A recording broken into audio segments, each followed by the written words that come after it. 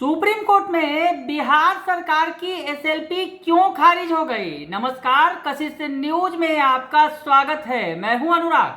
खबर बड़ी है क्योंकि खबर जो सामने आई, जिस तरह से तमाम निगाहें टिकी हुई थी, खास करके बीएड अभ्यर्थियों की, कि आज क्या होगा सुप्रीम कोर्ट में। अहम सुनवाई थी। दरअसल बिहार सरकार ने एसएलपी दायर किया था और कहा था सुप्रीम कोर्ट से कि उन्होंने शिक्षक बहाली की प्रक्रिया सुप्रीम कोर्ट के आदेश आने के पहले शुरू कर दी थी। वैसे में बिहार में जिन बीएड अभ्यर्थियों ने परीक्षा दी है 1 to 5 के लिए, उन्हें भी शिक्षक बनने का मौका दिया जाए, लेकिन याचिका खारिज कर दी गई। आखिर सुप्रीम कोर्ट में क्या कुछ हुआ, ये बात अब आपको स्पष्ट तौर पर हम बताएंगे, पहले सुनवाएंगे। दरअसल दीपांकर गौरव जो बीएड अभ्यर्थियों के तरफ से सुप्रीम कोर्ट गए हैं, उन्होंने इस केस के बारे में पूरी बात बताई है। बीपीएससी के थ्रू जो शिक्षक बहाली की परीक्षा हुई थी, उसमें जो बीएड के अभ्यर्थी थे 1 से 5 तक पढ़ाने की मांग किए थे और जहां पे उन्हें खारिज कर दिया गया था सुप्रीम कोर्ट की तरफ से। लेकिन बीपीएससी के जो चेयरमैन थे, बोले थे एग्जाम दीजिए, उसके बाद जो होगा देखा जाएगा। सुप्रीम कोर्ट में बीएड और डीएलएड के मामले में एक बड़ी सुनवाई थी। बिहार सरकार की तरफ से एसएलपी फाइल किया गया था, जिसमें बिहार सरकार ने बीएड योग्यताधारी अभ्यर्थियों को 1 to 5 में शिक्षण के योग्य मानने के लिए सुप्रीम कोर्ट से बहाली की अनुमति मांगी थी। मामला कुछ यूँ था कि देवेश शर्मा एवं राजस्थान सरकार के बाद में सुप्रीम कोर्ट के डबल बेंच ने प्राथमिक स्तर पर बीएड धारियों को पढ़ाने के अयोग्य ठहराया था। लेकिन इसी बीच बिहार में 30 अप्रैल 2023 वही वैकेंसी आ गई थी। तो बिहार सरकार इस मामले को लेकर के सुप्रीम कोर्ट में गई कि चूँकि ये notification prior to the judgment था, पहले जजमेंट का है, तो इसीलिए इसमें लागू करना चाहिए। लेकिन हमारे वकील बीएड की तरफ से जो वकील प्रशांत भूषण सर थे, उन्होंने कोर्ट को बताया कि हमारी एक फ्रेश रीट याचिका अभी पेंडिंग है, जिसकी सुनवाई शुक्रवार को होनी है। तो बिहार सरकार के वकील ने अपना जो एसएलपी है उसको वापस यह कहते हुए ले लिया कि मैं भी फ्रेश ये जो रीट पिटीशन है इसी में टैग होकर के अपनी बात करूँगा। और साथ ही साथ जो कोर्ट का जो ऑर्डर था या कोर्ट का मंतव्य था कि इसको उसी बेंच में ट्रांसफ़र किया जाए जिस बेंच ने 1 to 5 में शिक्षण के अयोग्य ठहराया था बीएड अभ्यर्थियों को। तत्क्षण बिहार सरकार के अधिवक्ता ने यह फैसला लिया कि नहीं, जो हमारा रीट पिटीशन जो पेंडिंग है बीएड योग्यताधारियों का 13 तारीख को, उसके साथ हम अपनी बात रखेंगे।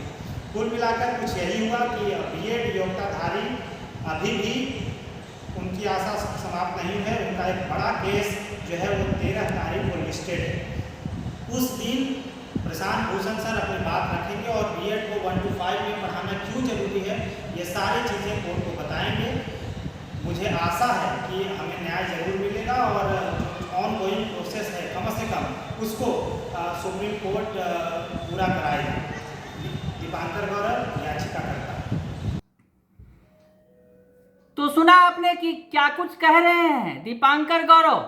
उनसे बात की हमारी संवाददाता काजल ने, तो ये जानकारी निकलकर सामने आई। तो ऐसे में जिस तरह से सुप्रीम कोर्ट में जो सुनवाई हुई, उसमें जो अभ्यर्थियों के वकील थे, दरअसल जो काफ़ी नामी गिरामी वकील हैं प्रशांत भूषण, उन्होंने बीएड अभ्यर्थियों का पक्ष रखा और उन्होंने कहा कि ये जो है एक याचिका बीएड की तरफ से दायर है। तो ऐसे में सुप्रीम कोर्ट के जजों ने इस मामले को दूसरे बेंच को सुपुर्द कर दिया, ट्रांसफ़र कर दिया।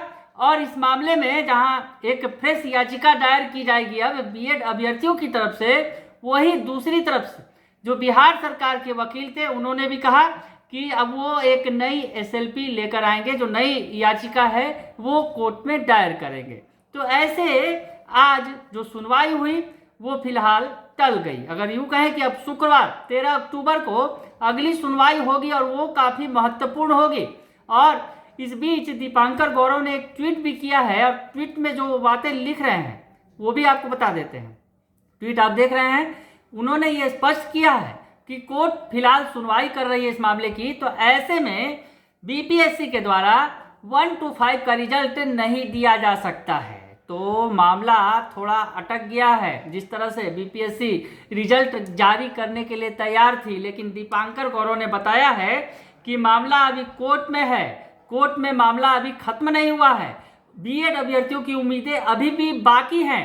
तो ऐसे में बीपीएससी की तरफ से जो अगला कदम उठाया जाएगा, ये आदेश होने के बाद, ये सुनवाई 13 तारीख की जो सुनवाई होगी उसमें अगर कोई आदेश होता है उसके बाद ही रिजल्ट जारी किया जाएगा। तो ये भी बड़ी बात कही है। जो कोर्ट में अभी मामला फिलहाल अभी स्टैंड है और बीएड अभ्यर्थियों की आस अभी पूरी तरह बाकी है। तो देखना दिलचस्प होगा कि आगे 13 तारीख को जो सुनवाई होगी यानी शुक्रवार को, उसमें क्या होता है। क्योंकि जिस तरह से आपको बता दें कि कोर्ट ने हालांकि जो पहला आदेश दिया था, पिछला आदेश दिया था, उसमें ये साफ तौर पर कहा था कि 1 to 5 की बहाली में बीएड अभ्यर्थी योग्य नहीं है। 1 to 5 की बहाली में डीएलएड के जो अभ्यर्थी हैं वही योग्य माने जाएंगे। और इस आधार पर बिहार में जो परीक्षा हुई थी 1,70,000 शिक्षकों की बहाली को लेकर, उसमें प्राइमरी टीचर जिसमें लगभग 80,000 पदों को भरना था, तो ऐसे में इस परीक्षा का रिजल्ट लटक गया था।